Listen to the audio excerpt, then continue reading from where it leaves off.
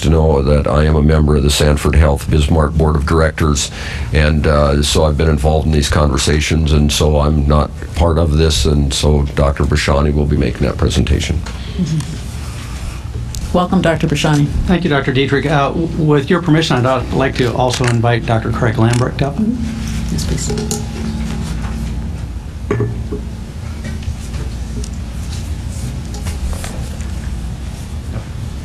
Here. There we go.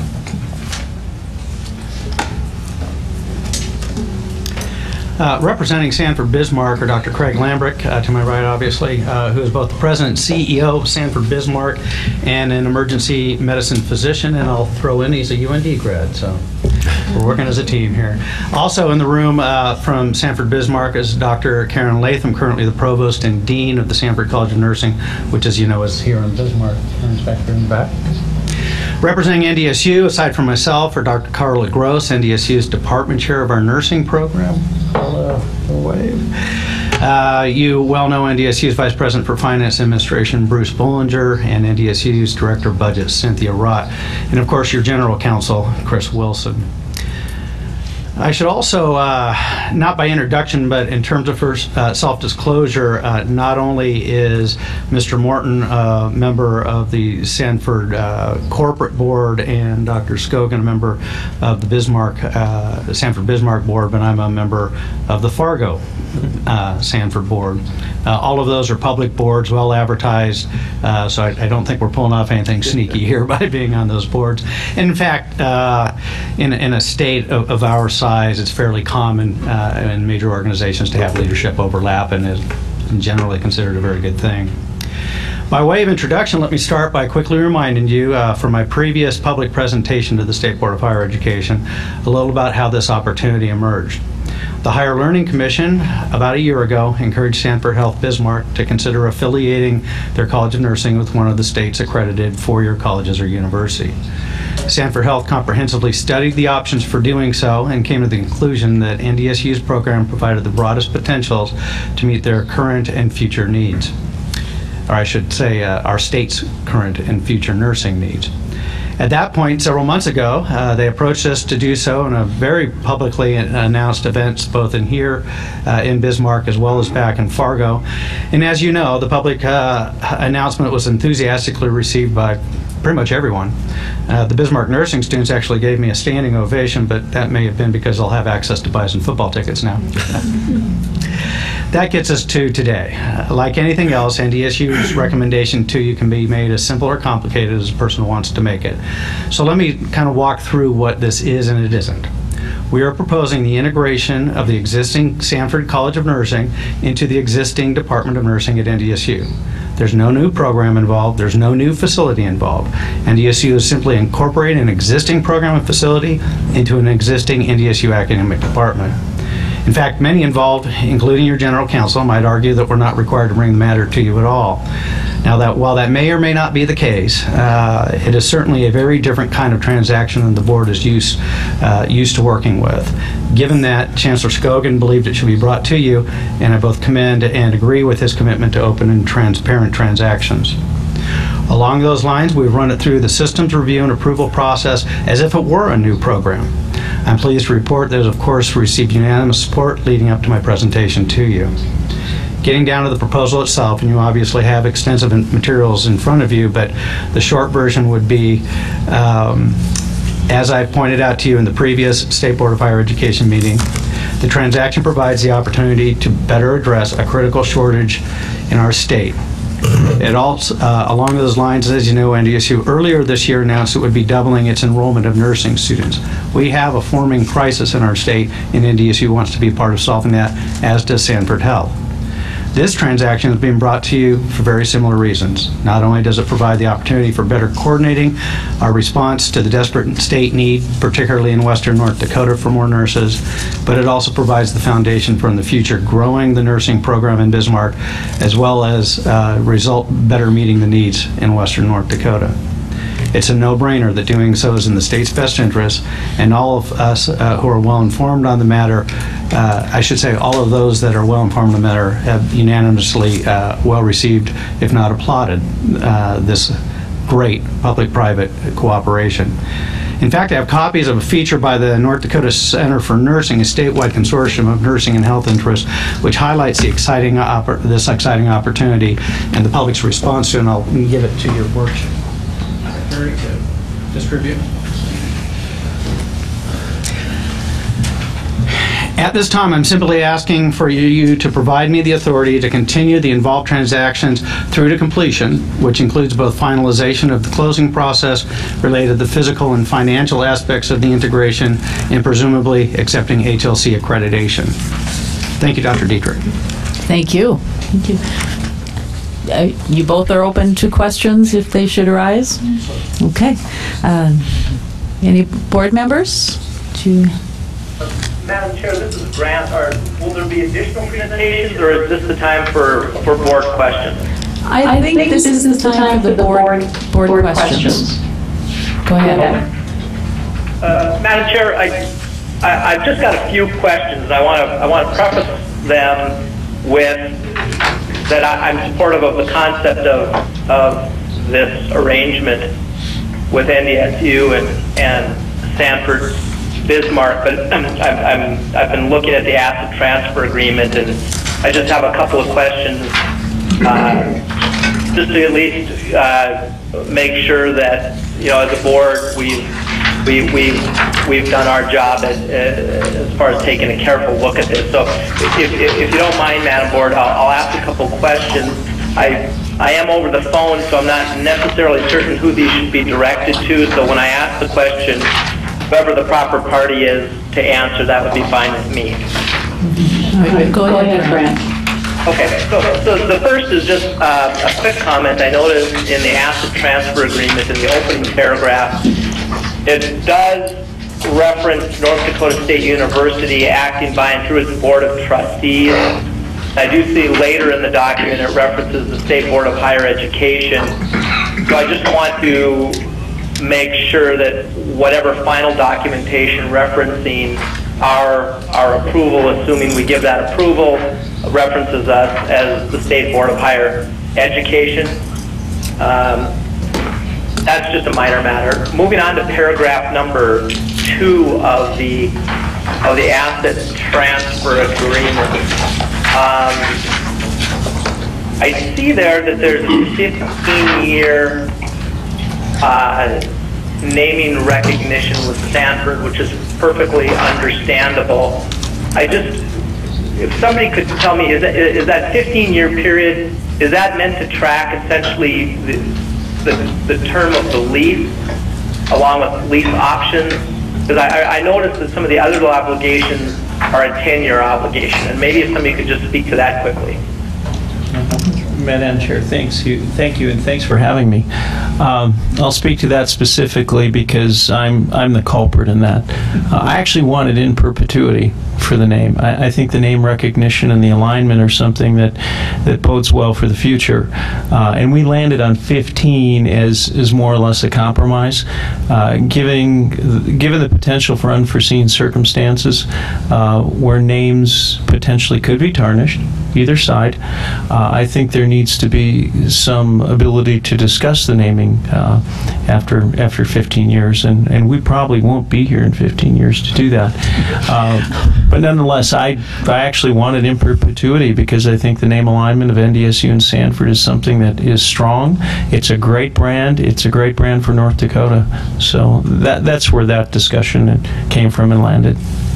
Thank you. And Madam Chair, just to follow up to that, I'm reading this kind of quickly, but I would assume that there is some contemplation that in the event, for instance, Sanford, the Sanford organization is acquired by somebody and for some reason there's a name change at Sanford, that you would have the flexibility if you wanted to adopt that new entity's name? Absolutely. Okay. Because I'm not sure that paragraph 2 says that, but I don't want to be lawyerly about this because you've got your own counsel. But just to make a note on that. Paragraph 6, regarding the employees. I understand in reading 6A that the current employees of Sanford will be terminated and immediately rehired. How many employees are we talking about? You know, I don't know offhand, and Karen Latham, our provost, is here, and I think she could speak to that specifically. And I'm just looking for a rough number. 18 faculty and 3 staff. 18 faculty and 3 staff. Okay. And I know that if you bump down to 6B, there's language about to the extent permitted by law and its benefits program, NDSU will credit employees for years of service with eligibility, vesting, contribution. But up in 6A, I think there's a reference that NDSU won't assume any pension profit sharing, etc. And so as I understand that, as of the closing date, essentially those obligations remain the obligations, whatever they are, with Sanford. What is NDSU's thinking as to if and how that will work crediting the new employees for their years of service? I'm not sure I'm tracking the question. It says to the extent permitted by law. I'm looking at 6B and its benefits program. NDSU will credit the employees for years of service with Sanford for eligibility, vesting, and contribution allocations. Maybe another way of putting the question is, have you actually determined that you're able to do that, or is that still a question?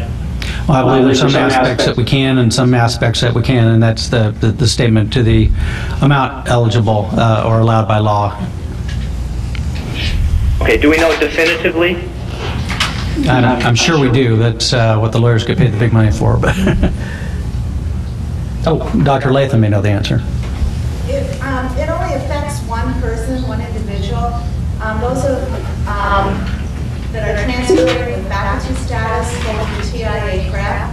TIA CRAF only gives years of service in TIA CRAF. So for all individuals holding faculty status, that doesn't come over. So it's one individual. Mr. Chaff, were you able to hear that? Yep, I was. Okay. Thank you. And then under paragraph 6C, which discusses the arrangement with Sanford's current president, I think I follow that, but I just wanted to be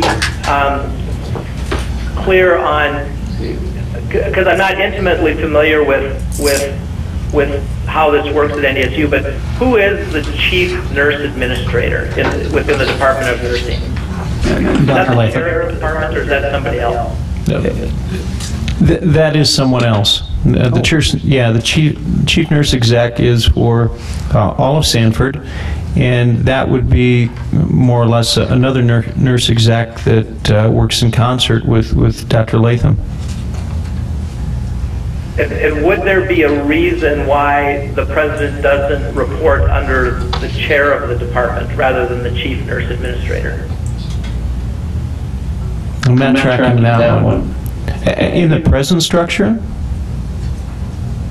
Well, maybe I'm missing something, but it says the current president, which is the Sanford president, shall report to the chief nurse administrator within the department. And is that just a chain of command then? Is that what it is? Is that chief nurse administrator is under the chair? I'm the chief nurse administrator. Dr. Gross from NDSU is the chief nurse administrator. Okay. And that would just be the typical chain of command then? Is that just Yes, within the department? that's correct. We're messing this up pretty good. Okay, and then under paragraph 9, which provides for the 10-year period, perhaps this is a question for Dr. Bashani, but are you anticipating any difficulty with trying to provide the adjunct status, or is that going to be okay? No, I think the collective faculties have worked through that and don't see any problems at all. Okay. And then could somebody speak to, with non-Sanford students, how does NDSU currently place their students for clinical training? How does that work? I'm just not familiar with it. I'll call Dr. Rose for that. Clinical placement of non-Sanford. So Okay. For clinical placements of our students that are not in Sanford now, we work collaboratively with all the facilities in Fargo. So they go to Sanford Health, they go to Essentia Health, and they go to the VA, and they go to community health facilities. So they're placed all over the community. And do the students participate in that, in the selection of that placement, or is that just something that the department does and the students don't really have to say? Yeah, it's determined by the faculty. Okay. I'm pardon for the ignorance on this, but it's different than, for instance, in a medical school choosing where you go for residency. Right. In nursing programs, students have a choice basically once they get to their preceptorship, which is their practicum towards the end of the program. And at that time, we do entertain, they're given some choices, up to like 3 choices, and we try to place them in their, in their first choice placement, but we can't always do that. Okay. I just wanted to make sure that under that paragraph 92 and also paragraph 13 that first option prioritization, that wouldn't conflict at all with any rights the students have to select or participate in where they perform their clinicals. No, actually, we would prefer in Fargo if we actually could have one facility that would place all our students, but we just don't enjoy that. There's so much competition for clinical sites. So we see this as a positive, really one of the positive things about this partnership. Okay. And then just 2 final questions. One is, are you anticipating, and I might be overthinking this, but are there going to be any IT issues with bringing the Sanford facility, under NDSU and the NDUS IT system? Is there any issues with that? We've done a thorough analysis of that, and there would certainly be some things we need to accommodate, but they're relatively minor, and all can be done in a very timely manner. Okay. I think that's all the questions that I had, Madam Chair, and I certainly appreciate everybody accommodating them. Okay, thank you, Mr. Shaft. Any other questions? Yes. On the staff employees that will be brought forward, under ND-PERS, you gain hours for every year you are on vacation and sick leave. You can accumulate so much. Will they be able to be brought into that system? Yeah, we're anticipating that they'll be able to brought in that system. And will they get credit for the years and the hours that they have at Sanford? Yes, but we're not bringing over the vacation time and the sick time that they have built up. That's the number of years that we've had. Okay, thank you. Other questions? Yes. Madam Chair, thank you. I do have some questions. I too think that this is, in theory, a good model. I just wanted, I see it as a huge change in, or addition to, or modification of our university system. This is bringing a nursing program into the university system. Is that correct? And Into an existing, we already have a nursing. Correct. However, we would be adding the Sanford system into. Maybe there's a better way of saying it. Yeah, I don't know that it would be particularly dissimilar from the doubling of our current nursing enrollment at the Fargo campus that's underway. This is just capturing a population and adding it to that. Was it brought through, we talked about different universities having concerns about declining enrollment for various different reasons. Was there thought of bringing it onto the Bismarck State campus? I'll leave the response to that to Dr. Lambrick, who is really the one who brought the proposal forward from Sanford. Yeah, I was the culprit for that. When we look at labor force development in Western North Dakota and nurses, it is an enormous challenge. And we doubled our nursing college size the year before. And going forward, we know that we hire 1,000 nurses a year at Sanford. 1,000. We have triple-digit openings right now for nurses, and we can't meet the needs. And the training of nurses goes beyond what their clinical status is today. It involves research, it involves genomics, postgraduate opportunities of doctorate nurse practitioner, things that we are not positioned for right now, and not positioned for to meet an accelerated path. So the discussion with President Prashani was, is there any way we can do this and you can help us? Because being in Western North Dakota, in the situation that we're in, and trying to provide a comprehensive health care delivery system without any government support, I mean, we're doing it ourselves in Dickinson and Williston and out to Sydney. It's really difficult. And we've done nursing education fairly well, but not as good as we need to and as fast as we can to meet the needs of the future. So that's really where the discussion started. We're a 110-year-old nursing college. I mean, so there are enormous roots, and you know, we're pretty proud and parochial in Western North Dakota, like most North Dakota, and we don't want to give something up and we don't want to change, but we have to. Based on the higher learning commissions. You know, the Higher Learning Commission, we could have overcome that with challenges. The challenges would have been the graduate medical reimbursement. Was it an accreditation issue? When we merged with Sanford, the Higher Learning Commission, we had to reapply to the Higher Learning Commission, and they said, you know what, with the separate incorporation guidelines, we need to look closely at how you do business going forward. And that means the board needs to be separate, you need to have your own budget, and so the whole infrastructure of how we were doing something was challenged, and we've met the preliminary requirements, as Dr. Latham can attest to.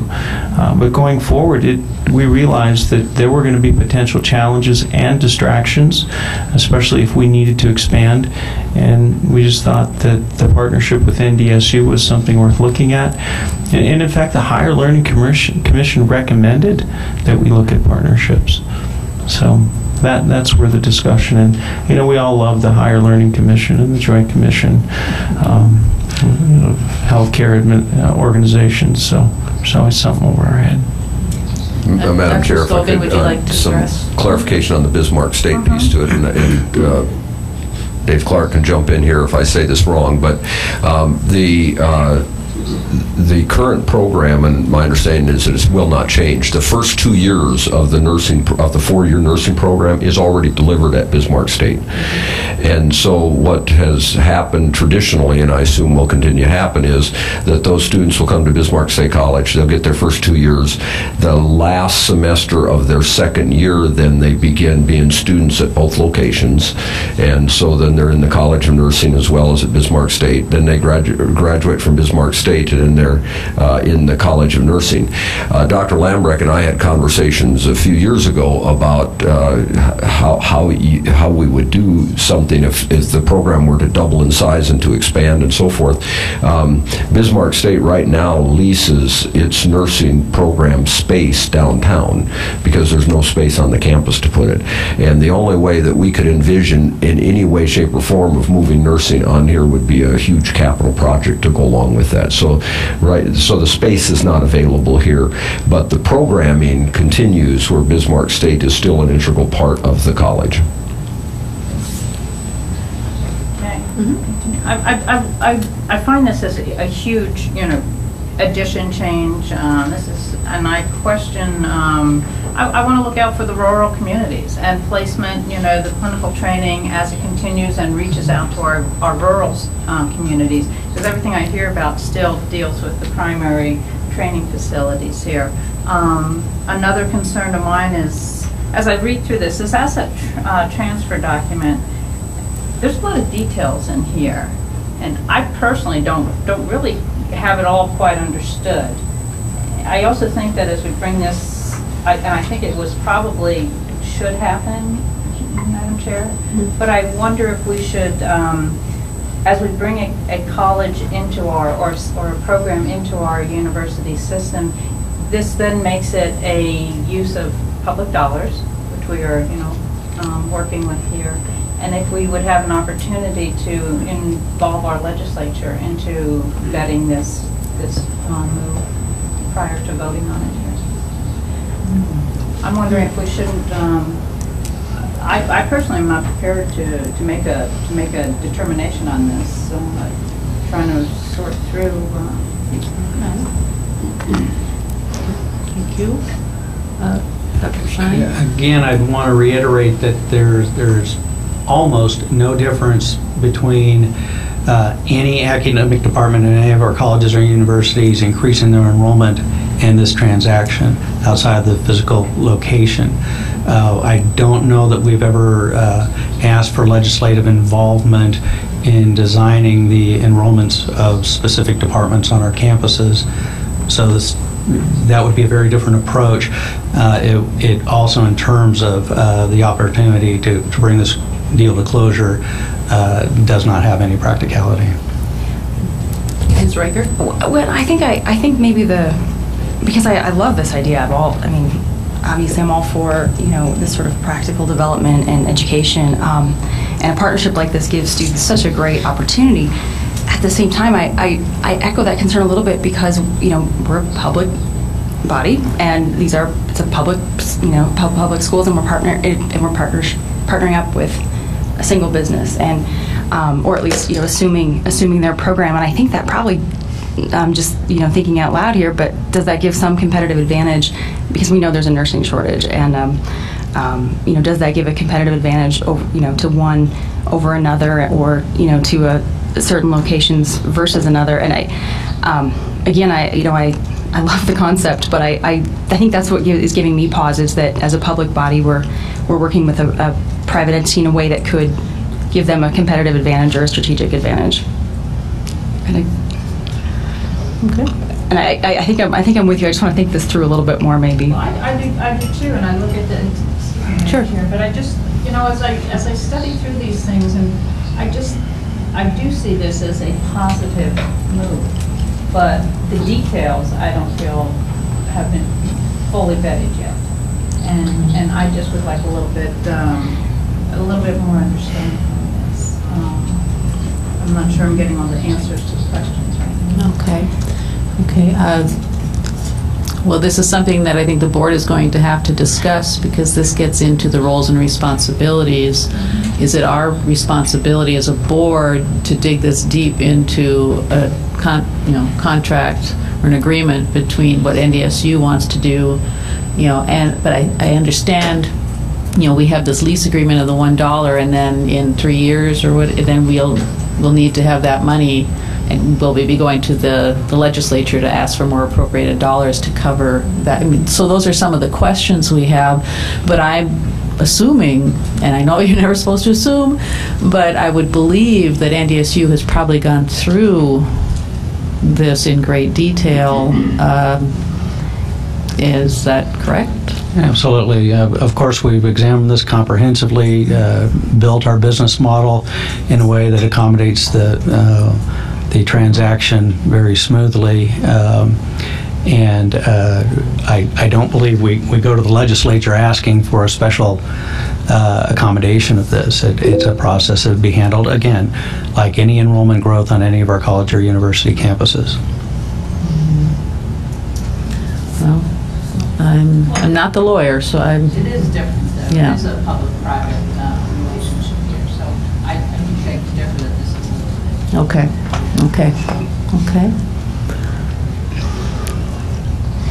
Well, I guess, maybe is that the response to my concern, that there are, we aren't funneling students anywhere. We're giving them every opportunity for whichever program they're interested in. If they're, they may attend the school here, but they're certainly encouraged to, pursue whatever career opportunity they may find. I mean, they're placed a variety of places. It's not. Indeed, and obviously after the transition, this ceases to be a public-private partnership outside of philosophy and spirit. This will be and part of the NDSU nursing program, plain and simple. And the other things, Madam Chairman, if I could, I mean, the other things that come to the table, pharmacy, for example, we need pharmacists. We're keenly aware of the need to deploy nursing and nursing staff to the rural areas.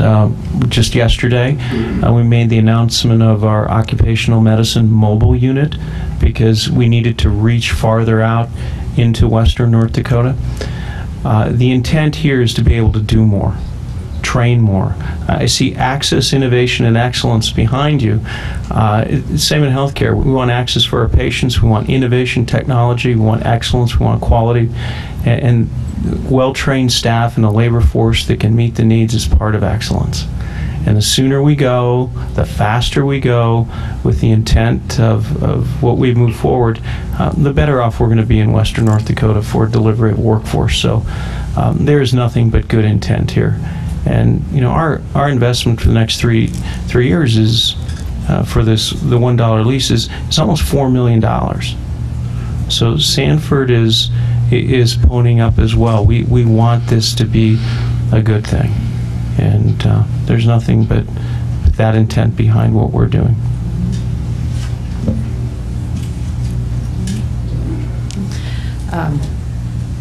In your negotiations or on the campus of NDSU, gone through some of the risk assessments? I mean, things where, you know, we could end up in a difficult position later on. Do you see any of that? Have you looked at it?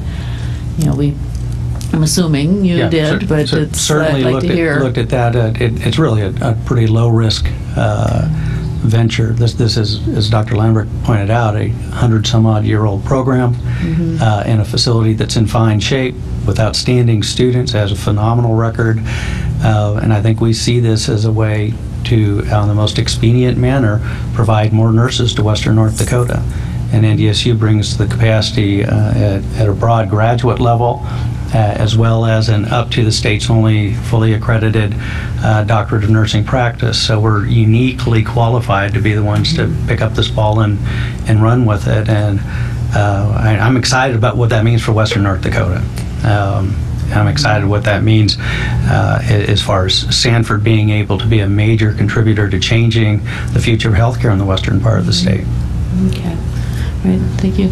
Ms. Nessett, could you maybe give me a little bit more detail on how you see involving the legislature? What were your thoughts, or what process did you want to use to vet it with them? Well, I'm more concerned with who has reviewed this policy, this asset transfer document here. How does this program impact placement of the clinical training, you know, throughout the rural communities? I don't see where these things have been answered yet. Okay. Yes, Dr. Bashani. NDSU, Sanford, and system office staff are the ones that have done that vetting and review. It's been done very thoroughly. I don't think there's, to the best of my knowledge, no one who has any reservations. It's actually a surprisingly clean-cut business still, given the complexities of bringing two organizations together. But other than that, I'm not aware of any discomfort. Your general counsel agrees. Does Sanford gain advisory board seats through this process, through the College of Nursing? I'll let Mr. Wilson.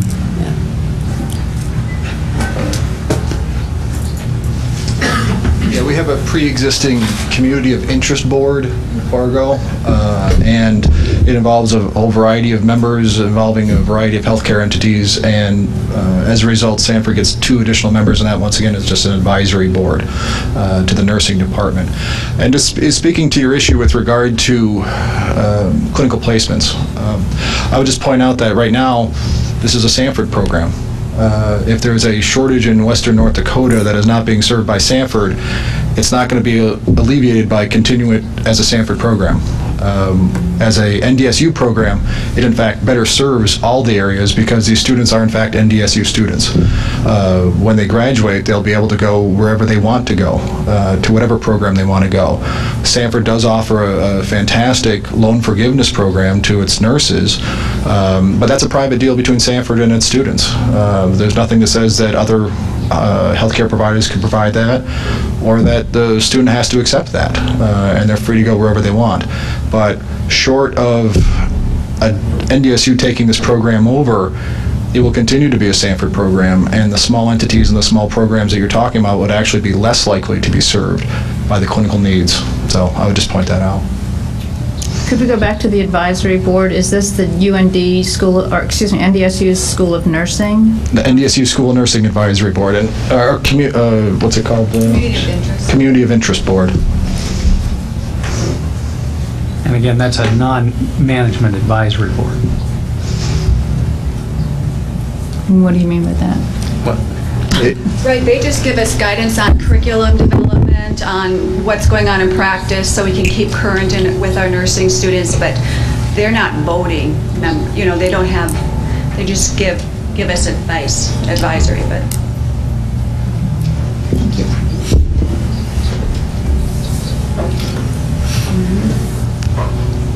Well, and I guess I think my concern is that, you know, this will be an NDSU program, these will be NDSU students, and so then the presumption I think would be that if you're an NDSU student going to in the nursing program in Bismarck, you're probably going to Sanford, and I think you know, it's kind of a double-edged sword. I mean, the benefits of this program it can't be denied. I mean, you know, this would be it's a great opportunity, and I you know, I don't want to discount that. I think it's a great proposal. I just don't want there to be any sort of appearance of exclusivity or that we would be steering students in any particular way through the relationship. And I think maybe that just goes with the territory when we, you know, do this. But I just continue to have a little bit of reservation there. And I want to stress, and this may be addressing what you mean, Sanford won't have an involvement in the admissions process. That will be exclusively an NDSU process. Whether Sanford can do a better or worse job of recruiting nurses, I'd lead to Sanford and our other health care providers in the state. And I hear you with regard to the issue about the appearance of exclusivity, but it really isn't. I mean, I see it more along the lines of a student has an opportunity to be clinically placed in one of the premier healthcare opportunities, and oh, by the way, in addition to that, if you don't want to go there, you can go somewhere else. I mean, that's the best of both worlds when you're a student. Right. Although, I mean, I think some of those little things, like the naming, the dean is paid in part by Sanford, the advisory board. You know, there's certainly going to be some influence there that would be had over those students, and so you know, I go back to our broad, big picture mission and making sure that all jives.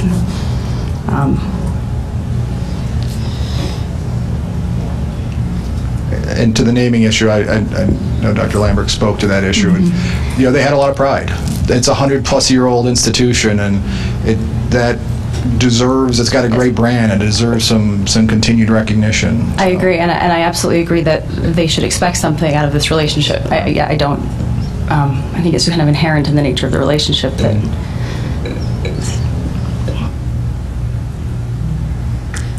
Yes. Can I just briefly speak to clinical placement? Students are placed for about 40 to 50% of their clinical hours in community-based facilities. So they're out in mental health facilities, they're in community health, schools, a whole variety. They're at the State Penn, Youth Correctional Center, many different areas. Our students do their acute care currently at Sanford, and that will continue. Having said that, St. Alexius, the other opportunity in the city, is full with their students that they already have placed there from the University of Mary and Bismarck State College. So it's just the opportunity for them to get those experiences, and that's where they're at. There wouldn't be spots available for us to move to a different acute care facility. and some of these types of arrangements already exist in other areas of the system, including with John Deere, where they pay for the education and get a great degree, and then they end up working for that program, that entity after graduation. It's I think it's an example of a good partner with higher ed. Everybody benefits in that point.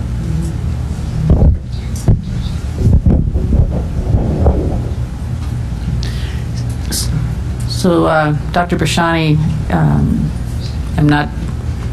I can't get a sense how we feel right now. It sounds as though some board members would like a little bit of time to digest this. How critical is it that we make this decision today, or can we give Ms. Nessett a little time to go through and Carrie and learn a little bit more about it, or where do we stand? Well, right now the deal is scheduled to close on June 30. In advance of that, we are planning on. I'm literally. Our campus has been very enthusiastic about this opportunity, and I've literally been kind of holding them back because they want to roll out. There's a lot of behind-the-scenes administration that has to go on. Everything from the IT, as referenced earlier, to student ID cards, to getting employees their information into the computer systems. Everything that has to be rolled out so that on 6/30, I've indicated I want absolutely positively everything to be as smooth as possible, so that on 7/1 everybody absolutely knows that they're an NDSU person. And so to do that, you have to roll it out in advance so that it's as seamless as possible for everybody involved, both students and faculty and staff. And to that end, they're already, look, we got to get this done. We got to get this done. I'm constantly getting phone calls like we're planning on orientations, we're planning on aligning the IT. So all those things are waiting. We haven't incurred those costs or performed those obligations simply because we know it's contingent upon the SBHE approval. So, the next month, if we lose a month, we're going to lose an awful lot of opportunity to make this process as seamless as possible for everybody involved. Well, I'm getting a sense that it's not so much whether it goes, or I think there's support for this. It's maybe getting into some of the details of the agreement, which there we get into roles and responsibility. Is it our job to do that? And I think we might have some different opinions on that also. We will be held accountable. Mm-hmm. Right. So, yes, Dr. Bashani. And I understand that interest and concern. However, who the board, I would anticipate, will turn to see if that work has been comprehensively and appropriately done are the same people who have already done it.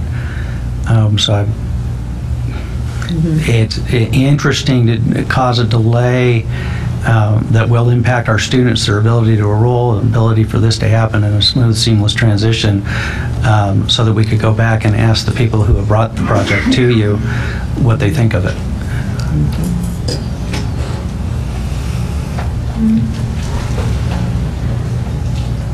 Mr. Shaft, are you still on the line?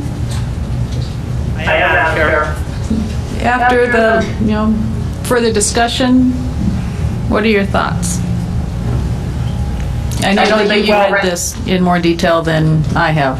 As I indicated, I'm supportive of this, and you are correct that this does get kind of beyond this specific issue as to what role does this board play, and I'm of the view that the board should not be getting into the minutia of these types of agreements, although I'm more than mindful of the fact that we're the ones who get hung in the end on these if they go south.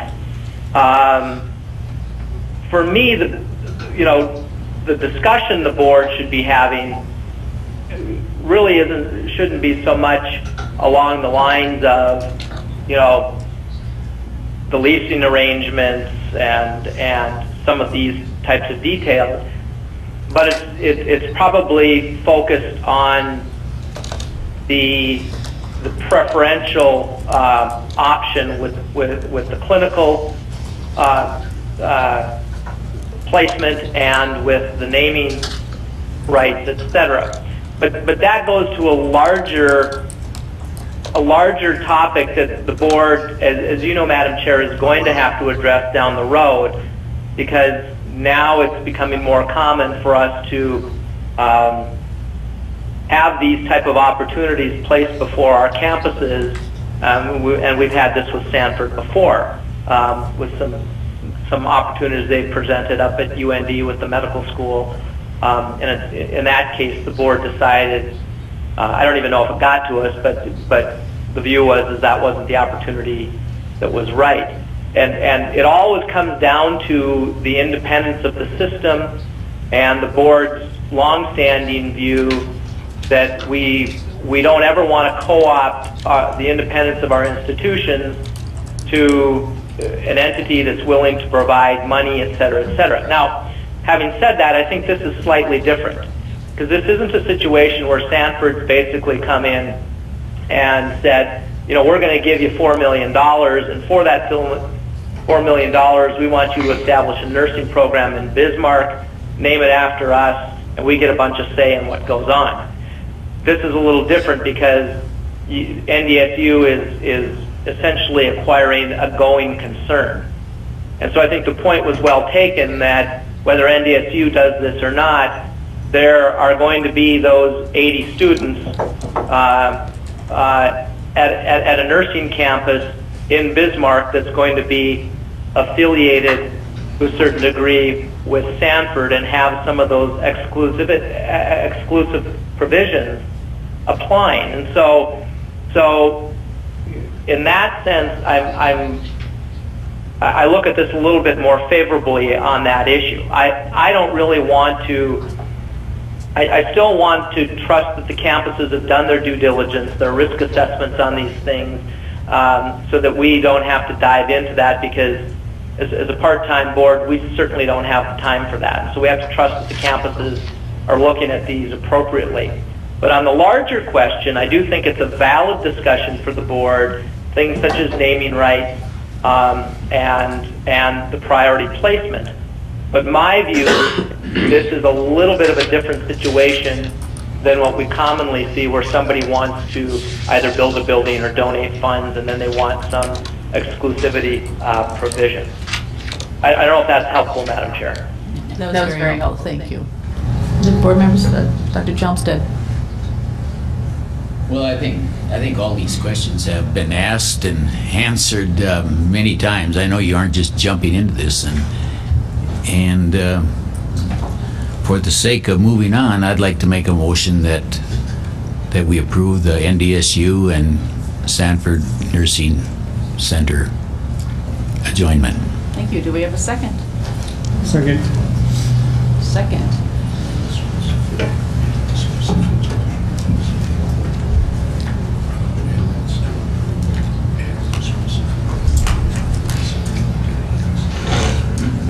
All right, so I think we have a specific motion that we need here. Okay. All right, so do you have...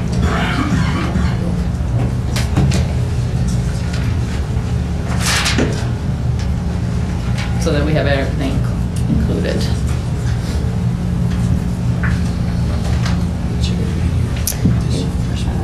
Okay.